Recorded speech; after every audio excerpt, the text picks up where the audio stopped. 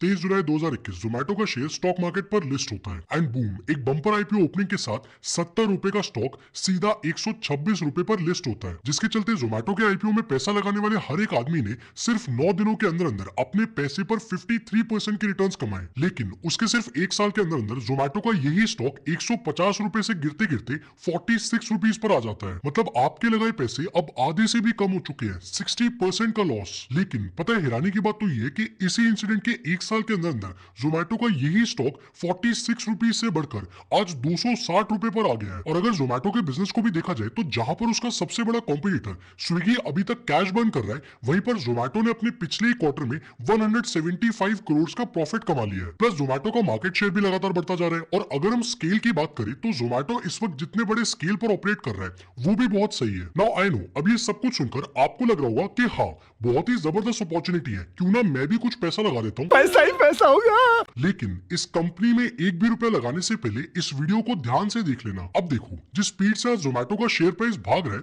उस चीज के पीछे की असलियत को अगर आप समझना चाहते हो तो आपको पहले इन 3 चीजों को एकदम डिटेल में समझना होगा। जिसमें पहली चीज है कि 53% के लिस्टिंग गेन के बाद आखिर जोमेटो के साथ ऐसा क्या हुआ जो उसका शेयर प्राइस 60% नीचे आ गया। फिर दूसरी चीज कि आज की डेट में आखिर जोमेटो का जो शेयर प्राइस है वो इतनी स्पीड से बढ़ क्यों रहा है, इस सबके पीछे के कारण क्या क्या है। और थर्ड और सबसे इंपॉर्टेंट कि जोमेटो इस वक्त जो प्रॉफिट कमा रहा है, आखिर उस प्रॉफिट की असलियत क्या है। जोमेटो के जो फंडामेंटल्स है वो कंपनी के बारे में ऐसा क्या बताते हैं जो ज्यादातर लोगों को मालूम ही नहीं है। सो देखो, कुछ भी जानने से पहले सबसे पहले यह समझते हैं कि आखिर जोमेटो का बिजनेस मॉडल क्या है। जोमेटो जो भी पैसे कमाता है वो पैसे कैसे कमाता है। सो अगर हम ध्यान से देखें तो जोमेटो मेनली इन 6 तरीकों से पैसे कमाता है।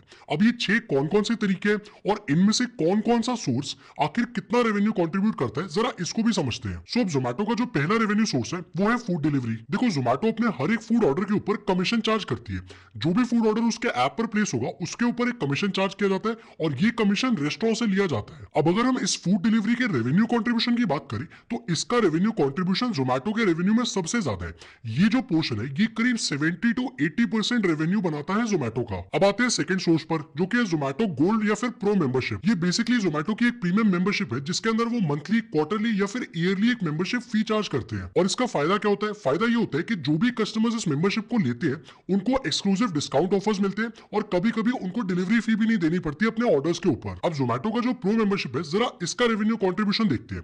तो इसका जो रेवेन्यू कंट्रीब्यूशन है वो है करीब 10 to 15%। अब इन दोनों के बाद आता है तीसरा सोर्स जिसको कहते हैं एडवर्टाइजमेंट सर्विसेज। देखो, जोमेटो के ऊपर जितने भी रेस्टोरेंट्स लिस्टेड होते हैं, जोमेटो उनको एक ऑप्शन देता है कि वो वहां पर खुद को एडवर्टाइज कर सकते हैं, जिसमें जोमेटो उनको ऊपर शो करेगा और उसके बदले में जोमेटो उनसे एक एडवर्टाइजिंग फी चार्ज करता है। अब अगर हम इस चीज का रेवेन्यू कंट्रीब्यूशन देखें तो वो आता है जोमेटो के अंदर करीब 5 से 10% का। इसके बीच में ये फ्लक्चुएट करता है। अब ये रेस्टोरेंट्स के लिए काम कैसे करता है? तो ये बहुत ही आसान है। रेस्टोरेंट्स को एक एडवर्टाइजिंग पैकेज दिया जाता है जिसके अंदर वो सिलेक्ट कर सकते हैं कि आखिर उनको कौन सा पैकेज चाहिए जिसके अंदर उनको एडवर्टाइजिंग सर्विस मिलेगी। अब इससे क्या होगा कि उनका रेस्टोरेंट ऊपर लिस्ट होता है और उनको ज्यादा ऑर्डर्स आते हैं, जिसके बदले में वो रेस्टोरेंट जोमेटो को एक एडवर्टाइजिंग फी पे कर देता है। पर अब इन 3 चीजों के बाद जो चौथा रेवेन्यू का सोर्स है वो है restaurant management and software services. देखो, बहुत से लोगों को पता नहीं है लेकिन जोमेटो जो रेस्टोरेंट्स उसके साथ कनेक्टेड है उनको ऑपरेशनल मैनेजमेंट में भी हेल्प करता है और उनको ऑपरेशंस मैनेज करने के लिए सॉफ्टवेयर देता है ताकि वो लोग इन्वेंट्री, अपनी बिलिंग, यहां तक कि रिजर्वेशंस, इन सारी चीजों को इजीली मैनेज कर पाए। अब देखो, इस चीज के बारे में बहुत ही कम लोगों को भी इसलिए पता है क्योंकि इसका जो रेवेन्यू कंट्रीब्यूशन है वो काफी कम है, करीब 2.5 to 5% का रेवेन्यू कंट्रीब्यूशन होता है। पर अब ये काम कैसे करता है? तो वेरी सिंपल। देखो, जो जोमेटो है वो रेस्टोरेंट्स को सॉफ्टवेयर प्रोवाइड करता है ये सारी चीजें करने के लिए, और जो रेस्टोरेंट्स है वो इस सॉफ्टवेयर को यूज करने के लिए एक यूजेज फी देते हैं। अब इसके बाद आता है जोमेटो के रेवेन्यू का पांचवा सोर्स जो कि है हाइपर प्योर। अब जो हाइपर प्योर है वो जोमेटो का एक B2B सर्विस सेगमेंट है जहां पर जोमेटो रेस्टोरेंट्स के साथ कनेक्ट करता है और उनको सारे रॉ मटेरियल्स और सप्लाई चेन मैनेजमेंट के अंदर मदद करके देता है। अब इसके भी अगर हम रेवेन्यू कंट्रीब्यूशन की बात करें तो ये जोमेटो के रेवेन्यू में 5 to 8% के बीच में कंट्रीब्यूट करता है, लेकिन धीरे धीरे हाइपर प्योर का जो शेयर है वो बढ़ता जा रहा है। पर अब इसमें जोमेटो पैसे कैसे कमाता है? तो वेरी सिंपल। जितने भी रेस्टोरेंट्स हाइपर प्योर से सर्विसेज लेते हैं, जोमेटो उनको रॉ मटेरियल्स प्रोवाइड करता है, सारा प्रोवाइड करने का, मैनेज करने का सारा रिस्पॉन्सिबिलिटी जोमेटो लेता है और इसके बदले में जोमेटो बीच में अपना एक मार्जिन रखता है उन सारी सप्लाईज के ऊपर। But you know what, Zomato की जो पैसे कमाने की कहानी है वो यहीं पर खत्म नहीं होती। जोमेटो का एक और रेवेन्यू सोर्स है जिसको कहते हैं अदर इनकम सोर्सेज। अब इसके अंदर कई चीजें, जैसे जोमेटो पार्टनरशिप्स करता है, डेटा एनालिटिक्स की सर्विसेज प्रोवाइड करता है, यहाँ तक कि जोमेटो ने काफी सारा पैसा अपने बैंक में भी रखा हुआ है जिसके ऊपर उनको अच्छा खासा इंटरेस्ट भी आता है। अब वैसे अगर इस इनकम सोर्स का रेवेन्यू कंट्रीब्यूशन देखें तो वो हार्डली 1 या 2% है, but the good part is कि इसके लिए जोमेटो को ज्यादा एफर्ट नहीं लगाना पड़ता। दिस इज बेसिकली मनी जो उनको बहुत ही कम एफर्ट से मिल जाता है। नाउ अगर आपको ये क्लियर है कि आखिर जोमेटो पैसे कैसे कमाता है, तो अब जरा ये समझते हैं कि आखिर जोमेटो का जो स्टॉक है वो 53% का लिस्टिंग गेन देने के बाद अपने आईपीओ में आखिर 60% नीचे क्यों आ गया था, ताकि आप ये समझ पाओ कि आज जोमेटो के साथ जो भी हो रहा है वो क्यों और कैसे हो रहा है। सो देखो, जोमेटो का जो शेयर प्राइस 53% का लिस्टिंग गेन दे रहा था और 60% नीचे आ गया, उसके पीछे मेजरली 6 कारण थे, जिसमें सबसे पहला कारण था जोमेटो के वैल्यूएशन कंसर्न्स। अब देखो, इसके अंदर भी समझने के लिए ये दो चीजें हैं। सबसे पहली चीज तो आती है हाई इनिशियल वैल्यूएशन। देखो, जोमेटो का जब आईपीओ आया था तो वो काफी ज्यादा हाई इनिशियल वैल्यूएशन पे आया था, जिसको लेकर काफी सारे इन्वेस्टर्स और एडवाइजर्स ने कंसर्न्स उठाए। पर ऐसा था क्यों? तो इसका बहुत ही सिंपल रीजन ये था कि जब जोमेटो का आईपीओ आया था तो करीब 1 लाख करोड़ के वैल्यूएशन पर आया था, लेकिन उस टाइम पर ना तो जोमेटो एक प्रॉफिटेबल कंपनी थी और ना ही कंपनी के फाइनेंशियल इतने स्ट्रॉन्ग थे कि 1 लाख करोड़ का मार्केट कैपिटलाइजेशन जस्टिफाई हो पाए। अब ये तो वैल्यूएशन कंसर्न की पहली चीज थी। जो सेकंड चीज आती है वो आती है टेक स्टॉक्स के अंदर करेक्शन आना। देखो, साल 2022 और 2023 के अंदर ग्लोबल मार्केट्स के अंदर जितने भी टेक स्टॉक्स हैं उन सब के अंदर अच्छा खासा करेक्शन देखने को मिला था। क्यों? क्योंकि हुआ ये था कि इन्वेस्टर्स ने जितनी भी high growth loss making companies है उनकी वैल्यूएशन को रीअसेस करना शुरू कर दिया, जिसकी वजह से ज्यादातर टेक स्टॉक्स की वैल्यूएशन काफी स्पीड से नीचे गिरी और उसके अंदर जोमेटो भी एक स्टॉक था। तो ये था पहला रीजन। अब समझते हैं दूसरे रीजन को। जो दूसरा रीजन है वो था प्रॉफिटेबिलिटी कंसर्न्स। नो सी, इसके अंदर भी ये दो अलग अलग चीजें, जिसमें पहली चीज आती है कंटिन्यूड लॉसेस। देखो, भले जोमेटो का जो रेवेन्यू है वो अच्छा खासा स्पीड से ग्रो कर रहा था, लेकिन कंपनी कंटिन्यूस लॉसेस शो कर रही थी। इसीलिए इन्वेस्टर्स के लिए ये पता लगा पाना कि आखिर कंपनी कितने ज्यादा टाइम बाद जाकर प्रॉफिटेबल होगी, ये काफी मुश्किल हो गया था। प्लस 2022 और 2023 ये टाइम भी ऐसा था ना कि जो मार्केट के लोग हैं उनका फोकस प्रॉफिटेबिलिटी और सस्टेनेबल ग्रोथ वाले स्टॉक्स के ऊपर ज्यादा हो गया था। And that is the reason कि ज्यादातर इन्वेस्टर्स ने जोमेटो के स्टॉक की तरफ एक बहुत ही नेगेटिव सेंटिमेंट शो किया। अब ये तो पहली चीज थी। अब प्रॉफिटेबिलिटी कंसर्न्स में जो दूसरी चीज आती है वो आता है जोमेटो का कॉस्ट स्ट्रक्चर। देखो, जोमेटो के जो मार्केटिंग एक्सपेंसेस थे, जो डिस्काउंट्स थे एंड इनफैक्ट उनकी जो डिलीवरी कॉस्ट थी, वो सारी की सारी चीजें इन्वेस्टर्स को अनसस्टेनेबल लग रही थी। खास करके एक ऐसे एनवायरनमेंट में जहां पर इन्वेस्टर्स का फोकस ग्रोथ से हटकर अब प्रॉफिटेबिलिटी पे शिफ्ट हो गया था। अब अगर ये दोनों रीजन आपको क्लियर हो गए तो समझते हैं तीसरे रीजन को, और वो तीसरा रीजन था lock in expiry for IPO investors. देखो, जितने भी प्री आईपीओ इन्वेस्टर्स होते हैं, जो वेंचर कैपिटलिस्ट होते हैं, प्राइवेट इक्विटी फंड्स होते हैं, ये लोग जब भी किसी कंपनी में पैसा लगाते हैं तो इन लोगों का एक लॉक इन पीरियड होता है कि आईपीओ आने के इतने टाइम तक आप अपने शेयर्स बेच नहीं सकते। लेकिन हुआ ये कि जैसे जैसे वो लॉक इन पीरियड एक्सपायरी के पास आया तो सेलिंग प्रेशर बढ़ने लगा। क्यों? क्योंकि कंपनी प्रॉफिटेबिलिटी की तरफ जा ही नहीं रही थी। And that is the reason कि अर्ली इन्वेस्टर्स जिन्होंने बहुत ही कम वैल्यूएशन पर जोमेटो के अंदर पैसा इन्वेस्ट किया था, उन्होंने अपना उसी वक्त एग्जिट ले लिया जब उनका ये लॉक इन पीरियड खत्म हुआ। तो लॉक इन पीरियड खत्म होने के बाद ज्यादा सेलिंग हुई मार्केट में और जोमेटो का स्टॉक प्राइस एकदम से नीचे आ गया। अब चलो, यहां तक क्लियर है, तो समझते हैं अगले रीजन को। और अगला रीजन था कंपटीशन एंड मार्केट शेयर। अब देखो, इसमें भी दो चीजें आती हैं, जिसमें सबसे पहली चीज है इंटेंस कंपटीशन।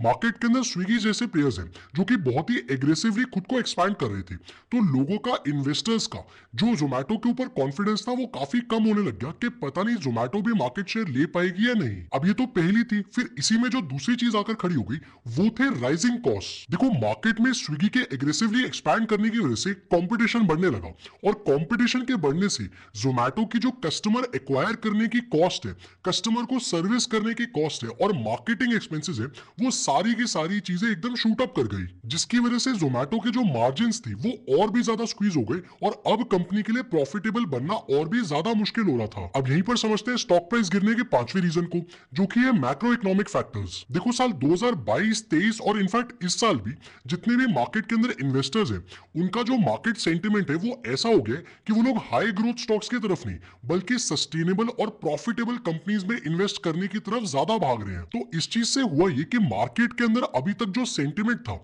वो सेंटिमेंट चेंज हो रहा है, और उस सेंटिमेंट के चेंज होने की वजह से लोगों का जोमैटो जैसी कंपनीज जो कि हाई ग्रोथ पोटेंशियल रखती है लेकिन प्रॉफिटेबिलिटी उतनी ज्यादा नहीं है, तो उन कंपनीज के ऊपर विश्वास कम हो गया है, क्योंकि लोग अब कहां भाग रहे हैं, ज्यादा सस्टेनेबल ग्रोथ और प्रॉफिटेबल कंपनीज की तरफ। और साल 2022 के अंदर जो जोमैटो के फाइनेंशियल्स थे वो तो वैसी प्रॉफिटेबिलिटी दिखा नहीं रहे थे, इसलिए इन्वेस्टर्स जोमैटो के अंदर पैसा लगाने से डर रहे थे। एंड सिमिलरली इसी चीज से बनकर आता है डाउनफॉल का छठा कारण, जो कि है चेंज इन इन्वेस्टर सेंटिमेंट। देखो जिस टाइम पर जोमैटो, पेटीएम, नाइका इन सारे स्टार्टअप्स के आईपीओ आ रहे थे, तो उसके जस्ट बाद सारे के सारे इन्वेस्टर्स बहुत ही कॉशियस हो गए।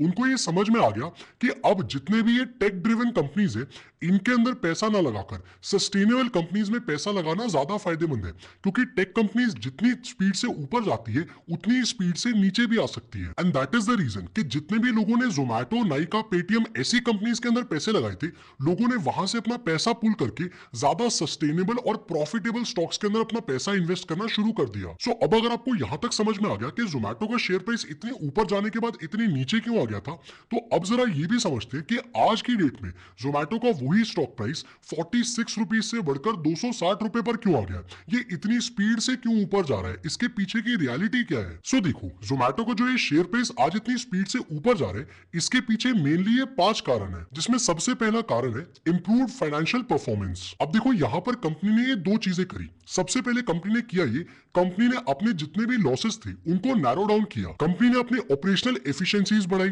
कंपनी के जितने भी अननेसेसरी एक्सपेंडिचर्स थे उन सारे एक्सपेंडिचर्स को कट डाउन किया, और यहां तक कि उनके जितने भी डिलीवरी ऑपरेशंस थे उन सारे ऑपरेशंस को भी ऑप्टिमाइज करने के ऊपर काम किया, क्योंकि वहीं पर कंपनी का सबसे ज्यादा पैसा बर्न हो रहा था। एंड इसका रिजल्ट क्या निकला? रिजल्ट ये निकला कि कंपनी के जितने भी पैरामीटर्स थे ये सब के सब ऑप्टिमाइज हो पाए और कंपनी की फाइनेंशियल परफॉर्मेंस इंप्रूव होने लगी। और जब ऐसा हुआ तो मार्केट के अंदर इन्वेस्टर्स के दिमाग में एक पॉजिटिव सेंटिमेंट आने लगा। फिर यहीं पर जो जोमैटो ने दूसरी चीज करी वो था उनके पाथ टू प्रॉफिटेबिलिटी। अब जैसे जैसे जोमैटो ने अपने जितने भी ये पैरामीटर्स थे इन सबको ऑप्टिमाइज करना शुरू किया, तो जोमैटो की जो प्रॉफिटेबिलिटी की पाथ है, जो रोड है, वो सारे इन्वेस्टर्स को दिखाई देने लगी। क्यों? क्योंकि कंपनी ने अपने जो यूनिट इकोनॉमिक्स है उनको एनहांस करने के लिए काफी सारे स्टेप्स लिए। जैसे सबसे पहले तो कंपनी ने अपने डिस्काउंट्स को कम किया, उसके बाद हैंडलिंग फी भी चार्ज करनी शुरू कर दी, और सबसे जरूरी जितने भी उनकी हाई मार्जिन सर्विसेज थी उनके ऊपर कंपनी ने ज्यादा फोकस डालना शुरू किया। और यही जो शिफ्ट इस कंपनी ने मारा, इसी के चलते लोगों को जोमैटो के स्टॉक के ऊपर दोबारा से कॉन्फिडेंस आने लगा। अब चलो ये तो था पहला कारण,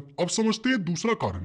जो दूसरा रीजन है वो है बिजनेस एक्सपेंशन एंड डाइवर्सिफिकेशन। अब यहाँ पर जोमैटो ने ग्रोथ के लिए ये दो चीजें करी। सबसे पहली चीज जो कंपनी ने करी वो था हाइपर प्योर की ग्रोथ के ऊपर फोकस करना। अगर आप डेटा को ध्यान से देखोगे तो जोमैटो का जो B2B हाइपर प्योर का बिजनेस है उसने पिछले कुछ सालों में अच्छी खासी ग्रोथ दिखाई है, और ये चीज जोमैटो के लिए एक बहुत बड़ा गेम चेंजर है। क्यों? क्योंकि जोमैटो का जो ये बिजनेस सेगमेंट है ये उनके फूड डिलीवरी सेगमेंट से ज्यादा प्रॉफिटेबल भी है और कम कैपिटल इंटेंसिव भी है, मतलब खर्चा भी कम लगता है। And that is the reason कि जोमैटो का जो ये हाइपर प्योर का सेगमेंट है इसने ना सिर्फ उनके बिजनेस को एक अच्छा खासा ग्रोथ पाथ दिया, बल्कि उनके बिजनेस को डाइवर्सिफाई करके उनका रिस्क भी कम किया। फिर यहाँ पर जो दूसरी चीज आती है वो है ब्लिंकिट का एक्विजिशन। देखो ब्लिंकिट जो कि एक क्विक कॉमर्स स्टार्टअप है, उसके एक्विजिशन को लोगों ने काफी ज्यादा पॉजिटिवली देखा है। हालांकि स्टार्टिंग में इस एक्विजिशन को लोग पॉजिटिवली नहीं देख रहे थे, क्योंकि ब्लिंकिट के लॉसेस बहुत ज्यादा थे, करीब 6000 करोड़ के तो लॉसेस ही थे, लेकिन तब भी आज की डेट में लोग इस चीज को बहुत ही पॉजिटिवली देख रहे हैं। अब ऐसा क्यों हो रहा है? तो देखो इसका एक रीजन ये है कि जो क्विक कॉमर्स का सेगमेंट है वो बहुत ही स्पीड से बढ़ रहा है,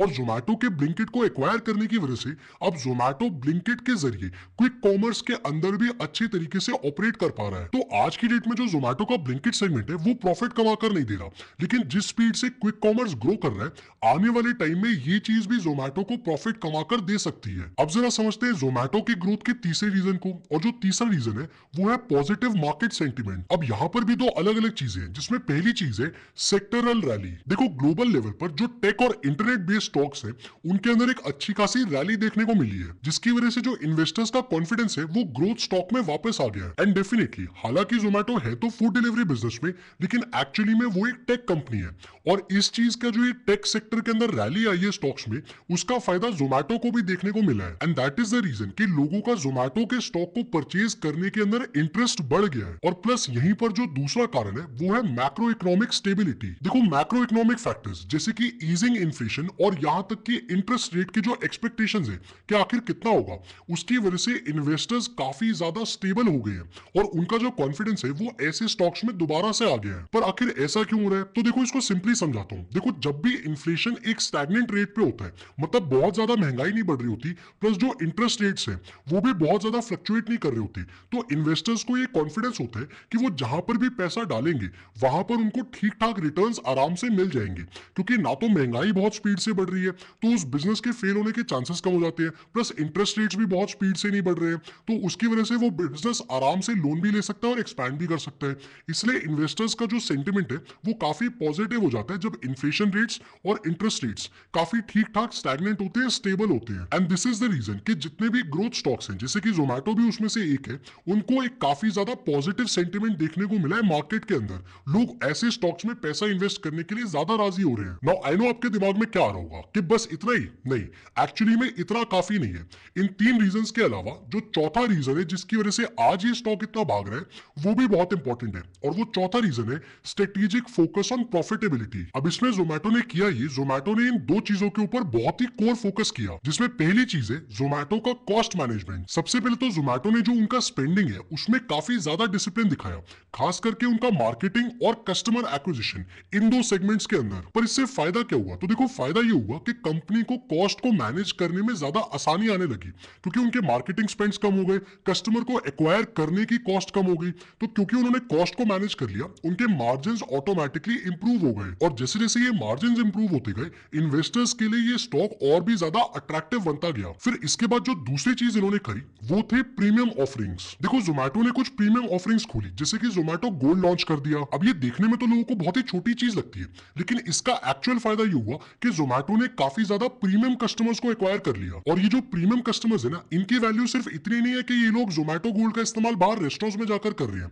इनकी वैल्यू इसलिए भी ज्यादा होती है क्योंकि ये एक प्रीमियम कस्टमर है और ये ज्यादा स्पेंड करने की कैपेबिलिटी रखता है। तो ये ऑन एन एवरेज जोमेटो से ज्यादा खाना भी मंगवाएगा, ज्यादा महंगा खाना भी मंगवाएगा। तो जोमेटो का जो ऑर्डर वैल्यू है वो बढ़ जाएगी इस प्रीमियम कस्टमर को एक्वायर करने से। एंड यही छोटी छोटी चीजें जिनके अंदर जोमेटो ने इंप्रूवमेंट किया, जिसकी वजह से उनकी जो प्रॉफिटेबिलिटी है वो काफी ज्यादा इंप्रूव हो गई। पर चलो ये तो थे मेजर सेगमेंट्स, वो चीजें जो लोगों को बाहर से दिखाई देती है।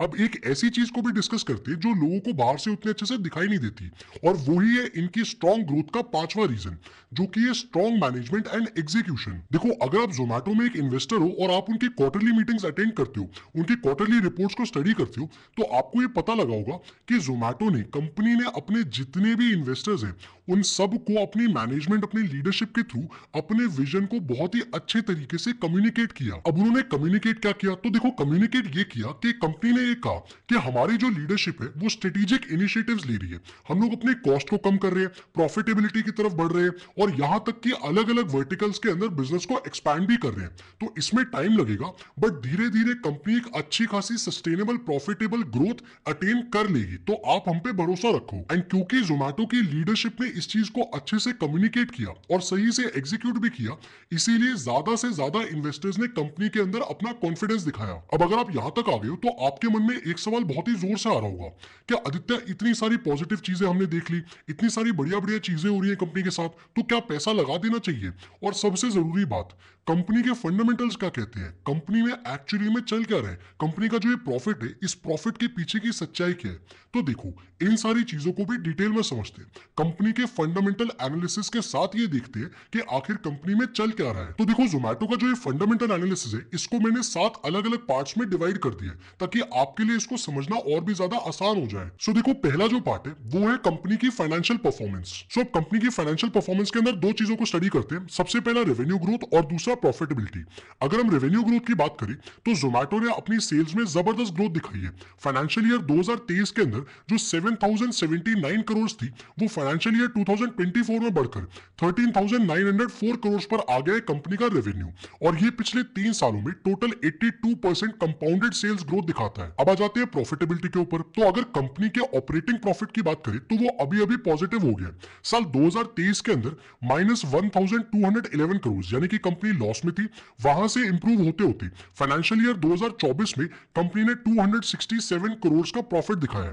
तो ऑपरेटिंग प्रॉफिट मार्जिन की अगर हम बात करें ओपीएम, वो भी -17% से इंप्रूव होकर अभी 2% पर आ गया है। अब जरा आते हैं इस फंडामेंटल एनालिसिस के दूसरे पार्ट पे, जिसको कहते हैं प्रॉफिट मार्जिन्स। अब देखो, प्रॉफिट मार्जिन्स के अंदर हम दो चीजें स्टडी करते हैं।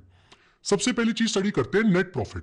देखो, जोमैटो ने अपने नेट प्रॉफिट में सिग्निफिकेंट इंप्रूवमेंट दिखाया। फाइनेंशियल ईयर 2024 के अंदर कंपनी ने 602 करोड़ का नेट प्रॉफिट रिपोर्ट किया, जो कि पिछले सालों के लॉसेस से काफी ज्यादा बेटर है, और 2024 में ये अभी तक चल रहा है, मतलब कि ऑन गोइंग है, तो ये और भी ज्यादा बढ़ने की संभावना है। फिर इसी में दूसरी चीज देखते हैं जिसको कहते हैं अर्निंग्स पर शेयर। अब देखो, अर्निंग्स पर शेयर को अगर आप देखोगे तो वो भी बेटर हुआ है, जो कि फाइनेंशियल ईयर 2022 के अंदर नेगेटिव था -1.14 रुपीज, वो अब बढ़कर फाइनेंशियल ईयर 2024 के अंदर 0.69 हो गया है। तो पहले से तो अच्छी खासी ग्रोथ है। अब फाइनेंशियल परफॉर्मेंस और प्रॉफिट मार्जिन हो गए।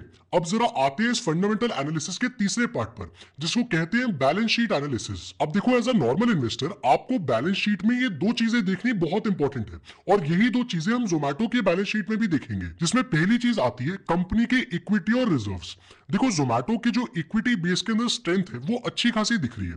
क्यों? क्योंकि कंपनी के जो रिजर्व्स है वो 15,741 करोड़ से बढ़कर फाइनेंशियल ईयर 2024 में 19,545 करोड़ हो गए हैं। तो कंपनी के रिजर्व्स और इक्विटी में बढ़ोतरी देखने को मिल रही है, और ये कोई जादू नहीं है। मैं ये भी बता देता हूं कि ये जो चीज बढ़ी है ये एक्सटर्नल फंडिंग से जो सपोर्ट आया उससे बढ़ी है। अब यहीं पर बैलेंस शीट में दूसरी चीज चेक करते हैं। वो दूसरी चीज होती है कंपनी के बोरोइंग्स, मतलब कि उधार कितना है कंपनी के ऊपर। तो यहां पर अगर हम कंपनी की बोरोइंग्स की बात करें तो फाइनेंशियल ईयर 2024 में, यानी कि इस साल 749 करोड़ की कंपनी के ऊपर बोरोइंग है। अब हो सकता है कि ये देखने में आपको काफी ज्यादा लग रहा हो, बट एक्चुअली में ये मैनेजेबल है। मैनेजेबल क्यों है? क्योंकि ये इक्विटी के कंपैरिजन में काफी कम है। तो अगर इक्विटी के कंपैरिजन में आपकी बोरोइंग्स कम है तो कंपनी की फाइनेंशियल पोजीशन सही होती है। अब फाइनेंशियल परफॉर्मेंस, प्रॉफिट मार्जिन्स और बैलेंस शीट, ये तीनों चीजें तो देख ली।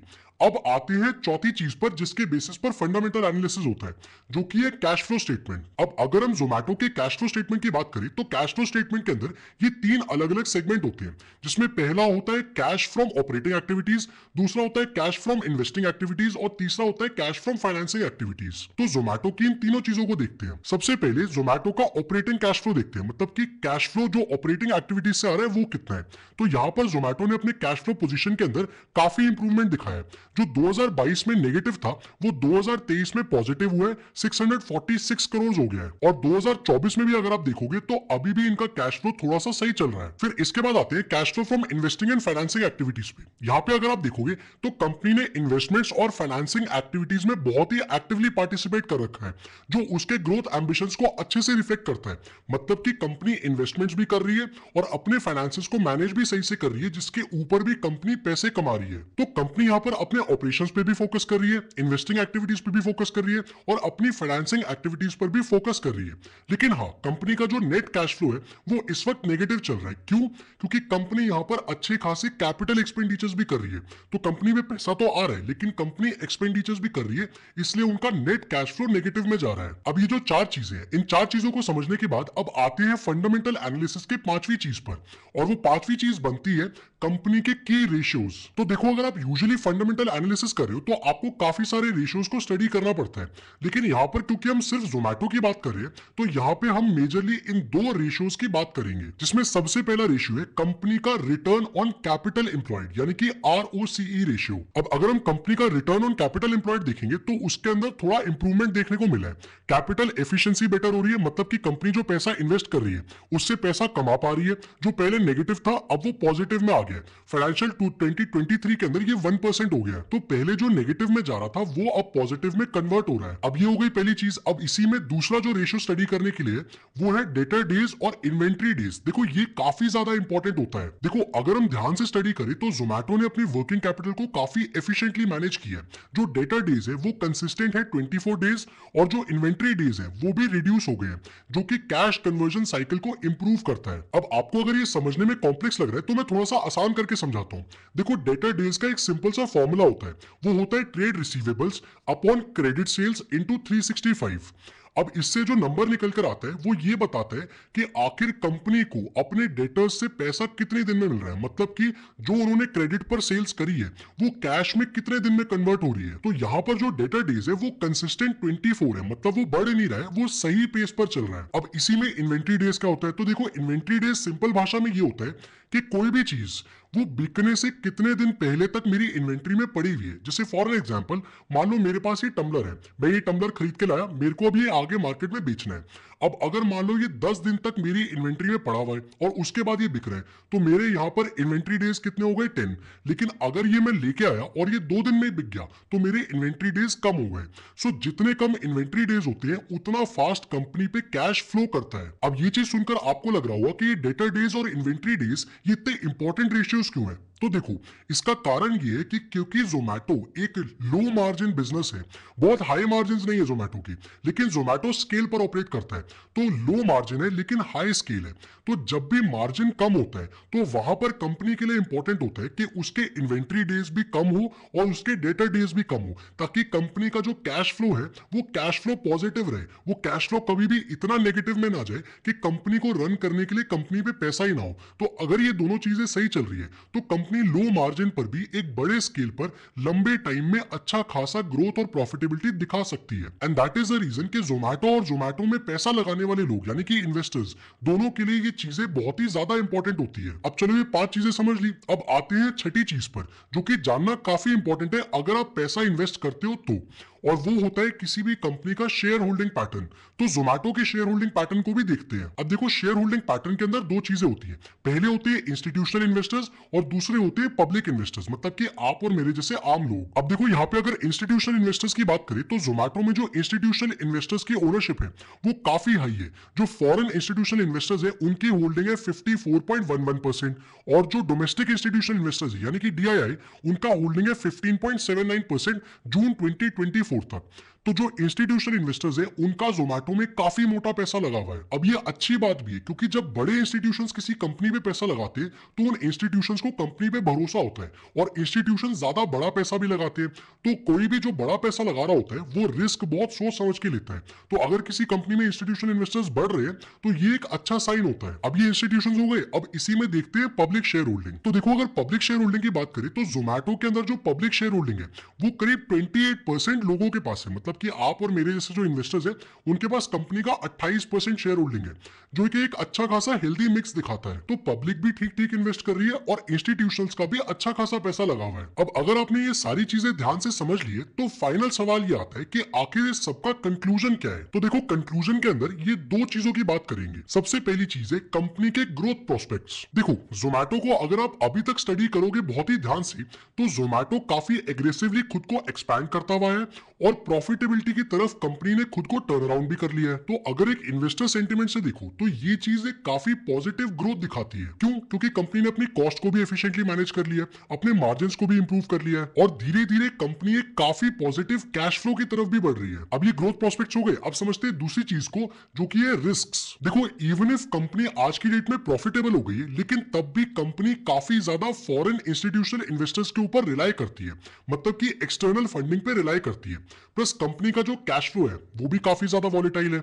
और सबसे जरूरी बात, कंपनी के अगर आप बैलेंस शीट को ध्यान से देखोगे, प्रॉफिट एंड लॉस स्टेटमेंट को बहुत ही ध्यान से स्टडी करोगे तो आपको ये पता लगेगा कि कंपनी जो नेट पॉजिटिव हो रही है, जो प्रॉफिट कमा रही है, उस प्रॉफिट में से काफी ज्यादा अच्छा हिस्सा कंपनी के बैंक इंटरेस्ट से भी आता है। मतलब जो पैसा कंपनी ने बैंक में रखा हुआ है उससे जो इंटरेस्ट आ रहा है वहां से भी कंपनी पैसा कमा रही है। तो सारा पैसा सिर्फ उनकी ऑपरेशनल एक्टिविटी से नहीं आ रहा। सो ये भी एक बहुत बड़ा रिस्क है जिसको आपको मॉनिटर करना बहुत इंपॉर्टेंट है। प्लस अगर हम यहाँ पर कंपनी की पी रेशियो रेशियो की भी बात करें, यानी कि प्राइस अर्निंग रेशियो की भी बात करें, तो वो भी काफी ज्यादा हाई है। So even if company profitable हो गई है, काफी अच्छे ग्रोथ प्रोस्पेक्ट्स भी दिखा रही है, लेकिन जो कंपनी का अभी करंट प्राइस अर्निंग रेशियो है वो बहुत ही ज्यादा है। कंपनी काफी ज्यादा ओवर वैल्यूड है और कंपनी के जो पॉजिटिव कैश फ्लोज है वो भी बहुत ही ज्यादा स्ट्रॉन्ग नहीं है, वो काफी ज्यादा वॉलेटाइल है। प्लस कंपनी का इस वक्त जो प्राइस है वो प्राइस बहुत ही ज्यादा है, जिस प्राइस पर स्टॉक अभी ट्रेड कर रहे हैं वो काफी ज्यादा ओवर वैल्यूड है। अब आपके दिमाग में ये सवाल जरूर आ रहा होगा कि आखिर ये ओवर वैल्यूड है क्यों, ऐसा क्यों कहा जा रहा है। तो अगर आप ये चीज भी डिटेल में समझना चाहते हो तो नीचे कमेंट सेक्शन में जरूर बताना, मैं इसके ऊपर भी एक डिटेल में वीडियो लेकर आऊंगा कि कैसे पता लगाए कि कोई स्टॉक ओवर वैल्यूड है या फिर अंडर वैल्यूड है, कंपनी का जो पीई रेशियो है वो सही है या वो हद से ज्यादा है, कंपनी का जो मार्केट कैप है क्या कंपनी उतना मार्केट कैप डिजर्व करती भी है या नहीं। अगर ये सारी चीजें जानना चाहते हो तो नीचे कमेंट सेक्शन में जरूर से बताना। प्लस ये कोई इन्वेस्टमेंट एडवाइस नहीं है, तो प्लीज इस वीडियो को देखने के बाद जाकर किसी भी स्टॉक में पैसा मत लगा देना।